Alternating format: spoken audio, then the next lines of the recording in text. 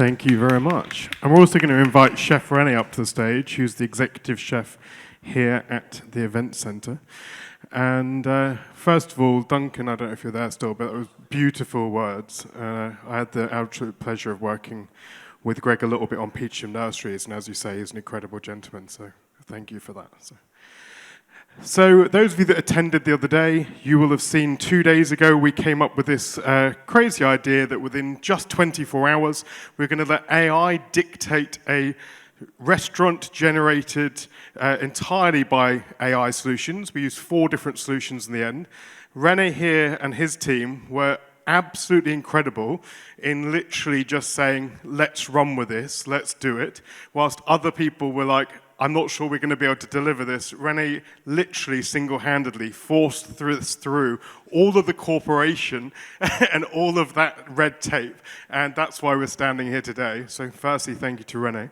So for those of you that remember, we were on stage in there. We gave a relatively tight prompt. René gave me a list of things that we couldn't do, and we asked it to come up with 2 concepts.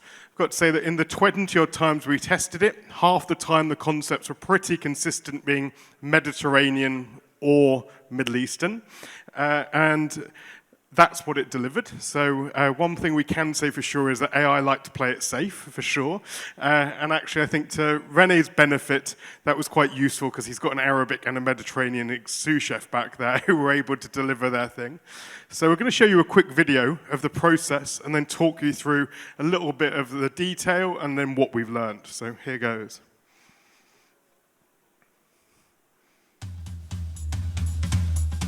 5 months ago, we sat in a room not far from here talking about what sessions we would host at this event, that we would create a AI-generated restaurant in 24 hours here, and that's what we're doing.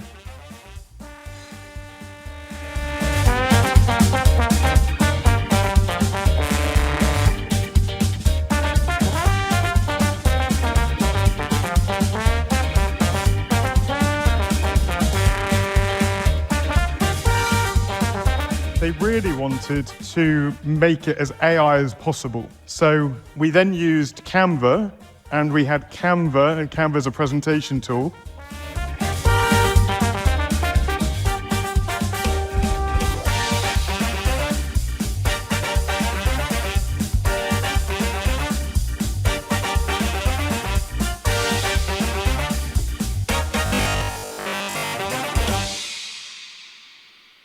So it was a crazy 24 hours, hence why I'm wearing this shirt, because straight after this I'm going to the beach. I'm done, dare I say it. But what was quite interesting is that from the work that ChatGPT did, we mostly used ChatGPT from there, because we really wanted to prove that this is a tool that lots of people are using every day. What has been fascinating through this process is that this is the best conversation starter I've ever had in my entire life at an event, because everybody's come up to me and told me their story of using AI. I've had the design and interiors firms telling me, why the hell am I doing this? I'm just destroying their business. I've had on the other side restaurateurs saying, actually, I've been using this pretty integrally, all the way through to almost everybody saying that for certain things like writing, analysis, and others, they're using it heavily. So what we asked ChatGPT to do was generate 10 dishes on the starters, 10 mains, 10 desserts. We sat down with René because, of course, we had 24 hours. We weren't going to be able to revolutionize and do something completely different. René and his team picked one of each so that they were comfortable that they could deliver in 24 hours. We put it back through AI to ask it to make it a little bit more interesting because, frankly, it was a little bit boring as a menu. And René was like, this is also on me. So, of course, we just want to make sure that that was working. And René took it one step further. So he was like, can you get it to come up with a plating styling? So that's what we did. So we went into Canva, which is a presentation tool, and we asked it to come up with a plating styling on the 3 dishes. These were the plating stylings, and we'll ask René in a minute, but of course these are a little bit cliched, a little bit old-fashioned. That's probably our biggest learning, is that you get ubiquity from AI for sure. We also asked it to come up with the name. The name it came up with was Noor. Noor means light in Arabic, and it came up with that as a logo, and then we added the Arabic and the English words to it, and that's what ended up on the front of the menu. We got some T-shirts printed, all within 24 hours. And the dinner was a pretty good success. There was a few of you here in the room. I think that we had some definite learnings. And then we asked a video solution to come up with walkthroughs of the venue. So AI, the ChatGPT solution, came up with a brief. I didn't. So from its own concept development, came up with a brief. We loaded that into 2 different AI tools, video tools, and then it came up with these videos. And a few people I've shown these to said the latter ones definitely feel like Jumeirah venues, so that's quite interesting, right? Because we never used the word Jumeirah. So if there's anyone from Jumeirah that does want to do this properly, and we have had a conversation, then hopefully in 6 months' time we'll be properly launching the first AI-generated restaurant. I also think it's worthwhile saying at this point, David Singleton made a good point and said, who are you trying to kid? This is the first AI-generated restaurant. There's lots of agencies that are using this and just getting great margins. And we did have someone at dinner last night tell us that they worked with an agency, hated the output of their work. They had like a few weeks left to do it and just use AI, but we're not going to name them because they asked not to be named. But we're all going to go to that venue now and see how it is. So, the good. I'm going to ask Chef René to give your view on what were the good things that you've taken from this experiment? How fast actually the AI created a menu, so in which options it gave and where we had the possibility to pick from. So it was within 1 minute we had about 15 different dishes, so each of 5 cold, 5 hot and 5 desserts, and there we could play around, with any fine-tuning what we wanted. We could specify it, give different parameters, and it just adapted very, very fast.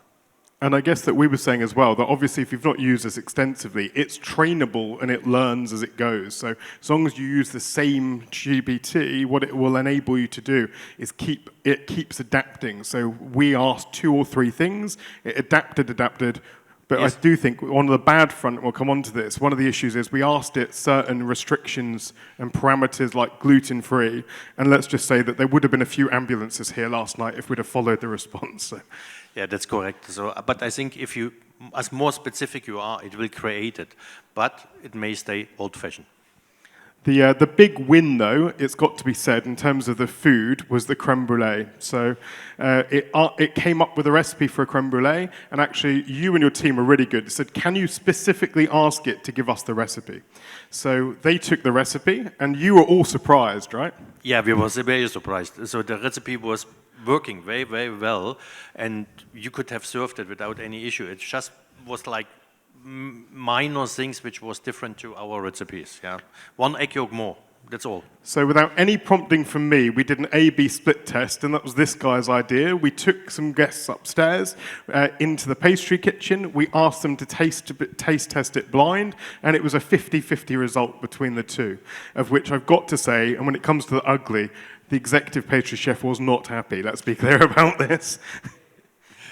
So I think more generally, what is it that this can do for you? I think what we've heard from everybody is mood boarding and ideation. It's great for it. It helps you move quickly. If you've got lots of people involved, it's fantastic to be able to live create something. Of course, it's not going to create the end result.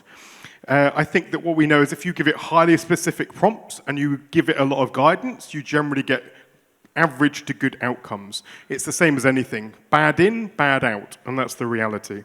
It's very good at presentations, and I think let's generally say that it's quite good at writing, although that's also in the bad part too.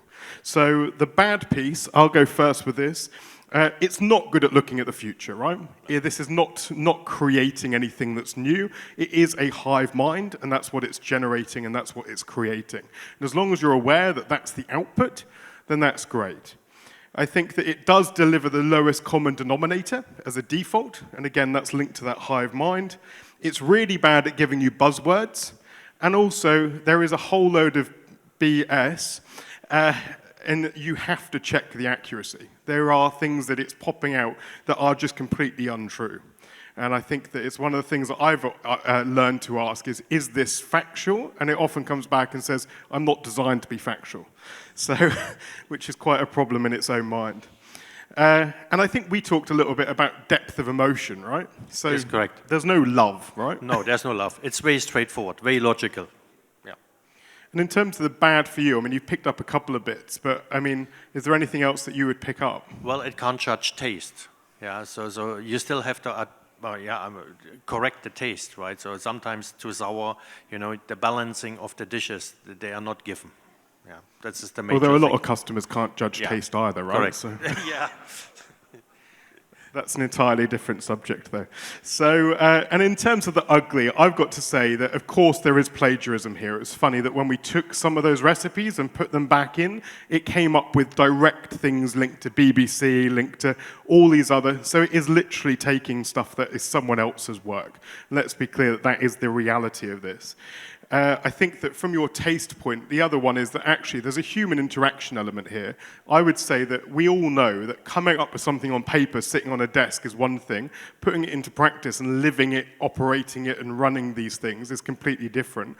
And my concern, and it was interesting with the pastry chef, I laugh, but actually his face was absolutely mortified when it came back as 50-50. And I guess my learning to that is that in the same way as we have to inspire and bring people along on a journey, change management is vital. Let's be clear here that that's the risk, is that you're putting people offside the more you use technology. And I think that that's a really important point. Yeah, fully agree. Yeah. And the last really big thing for me is actually in terms of the future, what is really interesting is that we are seeing this technology being integrated everywhere. So software solutions across the board in hospitality are now having AI added. You talked a little bit about how it's being added to your kitchen equipment. Yeah, it can be. So it can be cross-linked to kitchen equipment, you know, which can be programmed and really follow the steps on this one. So there are many, many companies which are able to program convection ovens or ovens as such, so that they are working together. So it's very, very possible here. And I guess we were saying that as there's been a real challenge over a long period of time about skill and building skill in hospitality. Yes, it will reduce skilled workers actually. So because it will be all automized in one stage. This one. So yeah. And at some point, that's where the human factor and the taste and so on does come in, right? Yeah. So. Yes, it does come. It will take the soul away from cooking a bit. But I think that we were saying that the reality, if I came into your office in 10 years, is that you might not have a computer there, because all the stuff that you would be doing on computer is already being done. And actually it becomes about you as a leader and you as a human adding value that way, right? Correct. Yeah, very much correct. Yeah. That's cool. Just wanted to pick up and say that, look, we're working extensively here in the region. The great thing is that we're not a creative agency, so I've been able to do this in a really effective way because we don't care about the real outcome, because we ultimately work on strategy and development and so on, and we are using this techniques day in, day out. It's interesting, we work with some huge players, we do some representation work. If you're sitting with an asset or a brand and you want problems solved, then come chat with us. Otherwise, thank you very much for listening. Thank you to René and the team.